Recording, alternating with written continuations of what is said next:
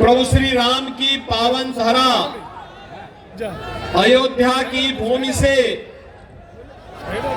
जगत जननी मां भगवती दुर्गा की इस पावन धरा को नमन करने के लिए और बंगाल के अपने भाइयों से अपील करने के लिए, विशेष अपील करने के लिए मैं यहां पर आया हूं।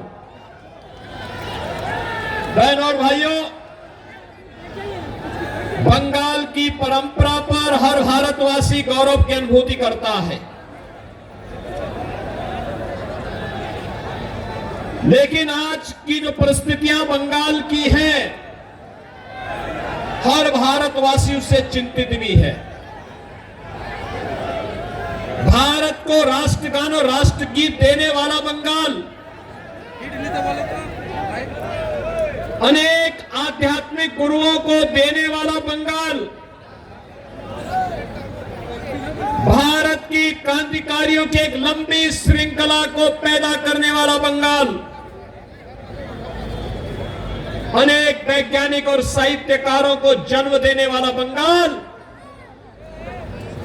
आज हिंसा, अराजकता, भ्रष्टाचार की चपेट में आकर के क्यों लहूलुहान है? यह ज्वलंत प्रश्न जब देश की सर्वोच्च पंचायत के लिए हम चुनाव कर रहे हैं, तब बंगाल के हर जनता जनार्दन के सामने, हर मतदाता के सामने यह प्रश्न स्वतः ही उठना चाहिए। याद करिए, यही बंगाल है भारत के नवजागरण का संघनाद करने वाला बंगाल, भारत की सांस्कृतिक जागरण का संघनाद करने वाला, भारत की आध्यात्मिक क्रांति का सूत्रधार, भारत के सन्यासी विद्रोह की आधार भूमि, देश के प्रथम स्वतंत्र समर की ज्वाला को आगे बढ़ाने वाला है बंगाल, और आज हिंसा की चपेट में है, अराजकता और भ्रष्टाचार से लहूलुहान है, अस्त व्यस्त है, त्रस्त है और अपने अस्तित्व के लिए, अपने वजूद के लिए जूझ रहा है। बहन और भाइयों, हम में से हर व्यक्ति जानता है 1947 में इस देश का विभाजन मजहब के आधार पर हुआ था। जिन कारणों से देश का विभाजन हुआ था, उन कारणों को फिर से बंगाल के अंदर कांग्रेस और टीएमसी के लोग मिलकर के पैदा करने का कुत्सित प्रयास कर रहे हैं। अभी मैं वीरभूमि से आया हूं, इससे पहले मैं बहरामपुर और मुर्शिदाबाद में था। दिल मेरा दुखित हो रहा था देख करके। वीरभूमि में 7 असेंबली कॉन्स्टिट्यूंसी में से 3 ऐसी हैं जिसका पूरा डेमोग्राफी बदल गया है।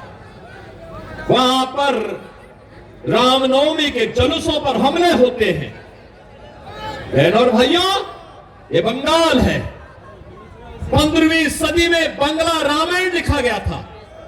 और यही नहीं, जब अयोध्या में राम जन्मभूमि के लिए आंदोलन चल रहा था, इसी बंगाल से गए हुए कुठारी बंदों ने अपने आप को बलिदान किया था राम जन्मभूमि मुक्ति के लिए। गुलामी के ढांचे को हटाने के लिए अपने आप को बलिदान किया था। आज भी कुठारी बंदों का अयोध्या में स्मारक लगातार राम जन्मभूमि के लिए हुए आंदोलनों की ओर हम सबका ध्यान आकर्षित करता है। लेकिन आज इसी बंगाल में जिस बंगाल ने कभी स्वामी विवेकानंद ने वैश्विक मंच पर कहा था, गर्व से कहो हम हिंदू हैं, आज उस बंगाल में जय श्री राम बोलने पर प्रतिबंध लगाया जाता है।